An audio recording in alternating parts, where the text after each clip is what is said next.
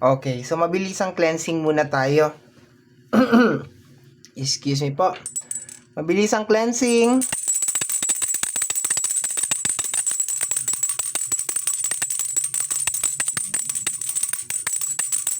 Most of the time, hindi ko na talaga ginagawa to sa harapan ng camera, pero I think I need to do it. Okay, so ang naka-schedule sa reading natin for today is si Air Sign, Gemini, Libra, and Aquarius. Hello, my dear. Welcome or welcome back sa ating YouTube channel. My name is RJ,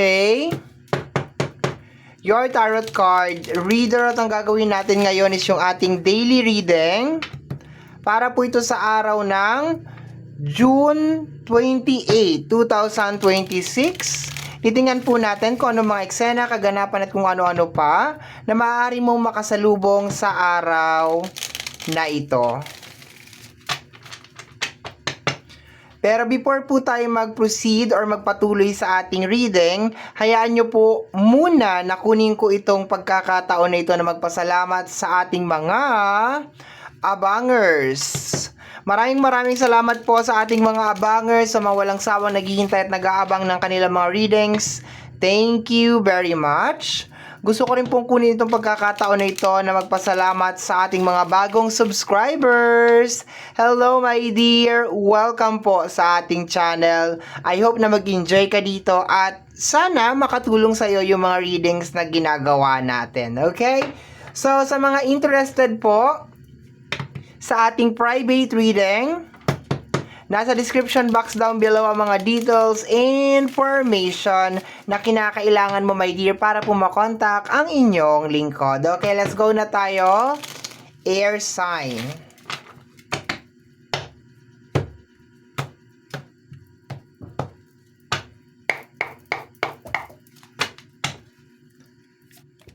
Eight cards tayo. And partner tayo. Isang base card at saka isang clarification card. Base card is the Knight of Cups, okay? Ang Knight of Cups is meron siyang allowance. Yun ang keywords ko sa kanya lagi. Meron siyang allowance, like meron siyang space para mag-withdraw, umatras, like mag-abante, like kung magpa-park ka, may space siya. Hindi siya masyadong close para anytime na parang pwede siyang umalis, makakaalis siya. Okay, yun siya. Pero ano to, move forward tong energy ng Knight. Yun nga lang, laging may allowance siya. Tingnan natin, my dear. Let me see, air sign. Paki-clarify po ang ating Knight of Cups. Paki-clarify po ang Knight of Cups. Okay, we have here the Queen of Swords. Okay. Ang nakuha ko kaagad, my dear, na message is more on second chance. Okay? So, mag-start tayo, of course, sa area ng connection, which is family, friends, and relationship is welcome. Lahat welcome kasi general to. My dear, alam mo yung pakiramdam na parang may nagsasalita na, I'm so sorry, hindi ko sinasadya, like, hindi ko naman intention, like, okay, nakikinig ka, pero like sa kabila, sa utak mo, my dear, is more on like, sige, keep on talking. Sige. Alam mo yung typical, my dear, na parang meron ka ng alam dun sa isang sa tao na yon, tapos alam mo na niloloko ka niya. Yun yung pinaka-eksaktong reading na to, my dear. This is it. Eto yon. Okay? Kung makikita mo pa rin silang nakaharap pa ganun, ibig sabihin parang nakikinig talaga sila, like, okay. Pero deep inside, my dear, meron ka ng alam. Okay? Actually, maganda tong card na to kasi nagbibigay ka ng second chance sa tao. Okay? Mas maganda to, my dear, sa... Teka lang. Excuse me po. Mas maganda to, my dear, sa area ng money and career. Kasi parang ang nakukuha ko dito is like, yes, umaasa. Yung, alam mo yung parang, yes, naniniwala ako na ito ay magdadala sa akin sa katanyagan. Pero, is more parang meron ka pang other option. No, hindi ka parang 100% na nakapokus talaga doon. Like meron ka pang alternative option or alternative way kung paano ka magkakaroon ng pera or kung paano mo ma-reach yung goal mo. Like, yes, okay, it's just more on parang, yes, meron akong trabaho ngayon, pero okay, ano pa ba yung kaya kong gawin? Parang ganon, okay? Pero kung sa usapin ng tao, ibang energy to, my dear. Like, family, friends, and relationship, my dear, ibang energy to, my dear. Kasi, sinasabi dito, ngayong araw na to, like, nakikinig ka lang, okay? Nag-o-observe ka lang. Pero, yeah, meron ka nang alam, okay? So, parang sinasabi mo na, sige lang, talk ka lang, sige lang, kwento ka lang. Ano yung kinikwento mo? Yung gano'n. Pero deep inside your heart, like, okay. Pwede din, my dear, na kumapit ka sa mga promises ng tao ngayong araw na to. Like, kakapit ka lang ng very, very slight. Like, you know, hindi ka 100% na magre-rely or depend or sasandal. If just in case meron mga tao na sasabihin sa'yo na, okay, gagawin ko to, or bibilang kita ng ganito, or gagawin ko to. Like, okay, like, umuo ka, ay, oo, sige, bibilan mo ko ng ganito, bibilan mo ko ng ganyan, okay siya, good, pero not 100%. Like, probably, ang pinakamagandang explanation dito, my dear, is you are acting. Yeah, yun ang pinakamaganda. You are acting. Umaarte ka, my dear, na parang nakikinig ka at naniniwala ka, pero deep inside hindi ka naniniwala. Okay? Ano ba yung isa kong gustong sabihin? You are acting na parang komportable ka, pero deep inside, like, parang gusto mo nang tumakbo. Okay? Like, okay.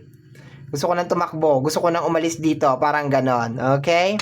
So, may ganun siya. Iba yung pinapakita mo sa labas and then iba yung nangyayari sa'yo inside. Okay. Let me see, my dear. Next card pa tayo. Next card. Pero si Queen of Swords, okay yan siya. Lately, pag lumalabas siya, gusto ko yung energy niya. Ngayon lang talaga, parang medyo nagkaroon ng konting spice or nagkaroon ng konting init, my dear, nang dahil kay Knight of Cups. Okay. Kasi mabait yan si Queen of Swords. Hindi yan kagaya ni King of Swords na parang, okay. Lovers card. Lovers. Okay.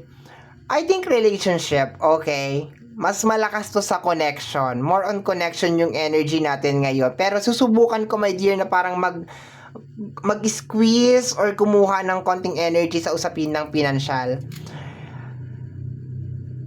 Sige, doon muna tayo sa usapin ng pinansyal. Sa usapin ng pinansyal, my dear, I can feel sa kabila ng energy mo or sa kabilang side, my dear, meron ka mga bagay na gusto mong gawin na posibleng you will be, yung magi-enjoy ka talaga. Wag na kasi mag-English, no? Magi-enjoy ka talaga, my dear. Okay? Like, magi-enjoy ka. Parang ganon. Hindi ka talaga sa usapin ng work, parang hindi ka talaga kampante, parang ganon. Sa kabila ng utak mo, my dear, sinasabi mo na, okay, meron talaga akong gustong gawin, like, gusto ko talaga magtayo ng business, or, naghahanap ako ng paraan kung paano ko mapapaliwanag to, my dear, okay, nang hindi kayo naguguluhan at hindi kayo nagno-nosebleed, okay. Ang nakukuha ko dito, my dear, sa career muna tayo, ha, it's more on, sige, titiisin ko to. Titiisin ko tong trabaho ko ngayon, itong sitwasyon ko ngayon, nan dahil meron pa akong better na plano, meron pa akong big na plano, okay? Ito lang yung stepping stone, okay? Ito lang yung pinaka-stepping stone. And then after nito, ito na yung gagawin ko na next, okay? Baka for some of you, mag-iipon lang ako and then pakikisamahan ko lang itong mga plastic na katrabaho ko, something like that, okay? And then eventually is like, magne-negosyo ako, magbi-business ako or something like that, okay? So, move out na tayo doon, my dear. Naintindihan naman po sana, okay?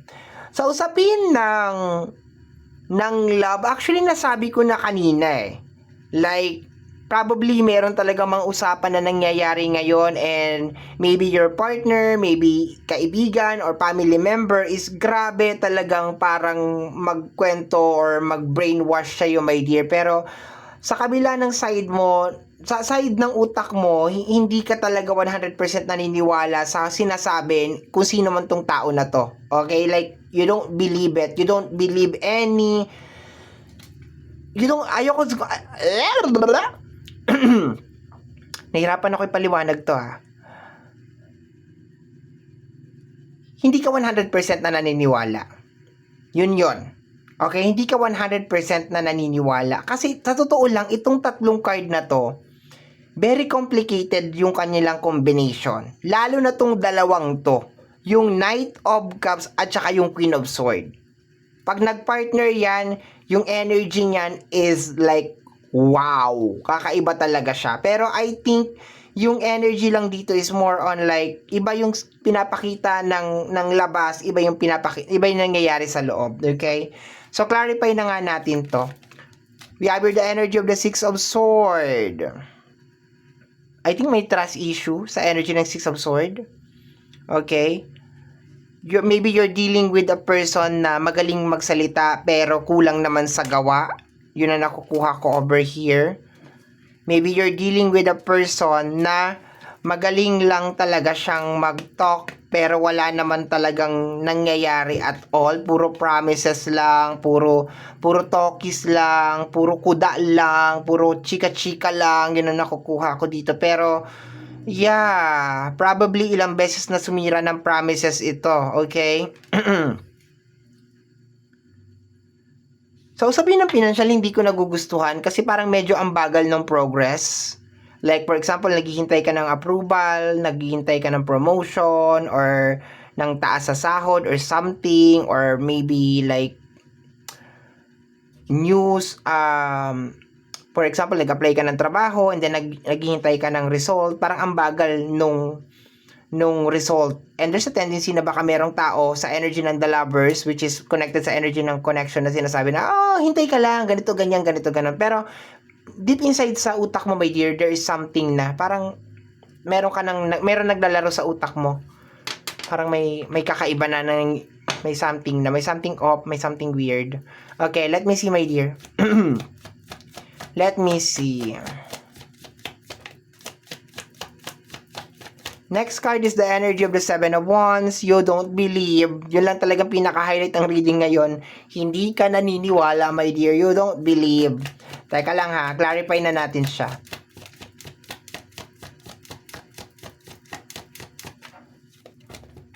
For some of you, pakiramdam ninyo may agenda ang mga tao sa paligid mo kung bakit sila parang, yes, definitely. May agenda sa'yo is either like money after or may something, no? It's more on, ngayong araw na to, may mga tao na meron silang agenda ay nararamdaman mo yung totoong agenda nila. Sa kabila ng ngiti, sa kabila ng mga bubulaklak na mga sinasabi nila, my dear, you can actually feel na there is something off or parang may mali. Parang nakikita mo yung totoong intention ng tao ngayong araw na to, okay? Pero, yes, you are being polite, no? Mabait ka ngayong araw na to kasi hindi mo inaaway, like tumatango ka lang, nag-a-agree ka lang, okay? Pero yung mind mo is nagpa-process na ng mga details, dahan-dahan. There's a tendency na maging very, very observant ka rin ngayong araw na ito. And napaka-importante ngayong araw na to na kung ano yung sasabihin ng mga tao sa'yo is talagang gagawin talaga nila. Hindi lang sa salita, pati na rin sa gawa. Ganon. Pero dito sa energy ng Seven of Wands at saka ng Nine of Wands, alam mo na may agenda. Kung sino man tong kausap mo, family, friends, and relationship, or katrabaho mo, alam mo na meron siyang agenda, na parang meron siyang pinaka-main target sa'yo. Kaya siya parang biglang bumait, or biglang something, okay? Ganon. Next card. Tingnan natin. Another Knight. Knight of Wands. Clarify ko lang to, my dear, para hindi ako mag-scrambled egg sa pagpapaliwanag. Okay? Paki-clarify ang Knight of Wands.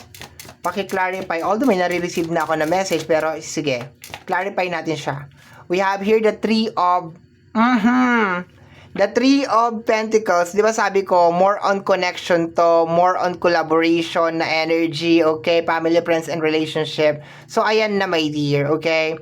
People today is acting weird. Sa side mo ha, parang kakaiba, parang may tinatago sila sa'yo or parang may agenda. And it's good thing, my dear, kasi yung yung iyong intuition, okay? Yung inner mo, my dear, is actually like protecting you from these people around you, okay? Parang, okay. And yung sinabi ko kanina, my dear, na nagtitiis ka lang sa isang situation, yes, nangyayari yun ngayon kasi meron kang bigger plan in the near future, okay? Bottom deck of the card is the energy of the Three of Swords, okay? Honestly, you are not happy. Okay, you are not happy sa mga nakikita mo, you are not happy sa usapin ng pinansyal. Sabi ko nga, nagtitiis ka lang sa usapin ng pinansyal because meron kang big plan, maybe in the near future magtatayo ka ng negosyo. And dahil sa nare-receive mo na message galing sa mga tao sa paligid mo, konektado sa totoong agenda nila kung bakit sila bumait or kung bakit sila kung ano yung ginagawa nila na something kakaiba or weird is like nagdudulot yun, my dear, ng Three of Swords. Sabi ko nga, iba yung nangyayari sa labas sa nangyayari sa loob. Okay? Tingnan nga natin. Sisilip pa tayo. The Devil. I told you, alam mo talaga may na merong agenda. 'Di ba? Alam mo na merong agenda, merong something, may tinatago. So, yeah, trust your intuition today kasi definitely nagsasabi siya ng totoo. And pinoprotektahan ka, my dear, ng ating ng iyong inner self, ng iyong sarili. Okay, yung inner, okay? May tawag diyan is self-conscious mind, okay? Or let us say spirit guide, okay? Meron bang spirit guide? Yes! Angel Gabriel is here. Yeah, maybe your angels is actually protecting you, my dear. Yeah, angel guiding you or spirit animals is ibon. Okay, I can see. Maybe today you will be receiving a lot of ibon. A lot of birds. Okay, so, yeah. Birds. Yes, angel. Your angels is guiding you today, my dear. So, yun nararamdaman mo na parang kakaiba na feelings pagkausap mo yung isang tao. Totoo yan. That's true. Trust your intuition, okay? So, my dear, yan po ang nasagap natin na message energy para sa araw na ito, June 28, 2026. Kagaya po ng lagi kong sinasabi or lagi ko nasasambit, ang tanging hiling at dasal ko lamang po sa ating buong may kapal na ang mga readings na ginagawa ko ay nakakatulong po sana sa ating lahat. Maraming salamat po. Thank you, my dear, and take care of yourself. Bye-bye!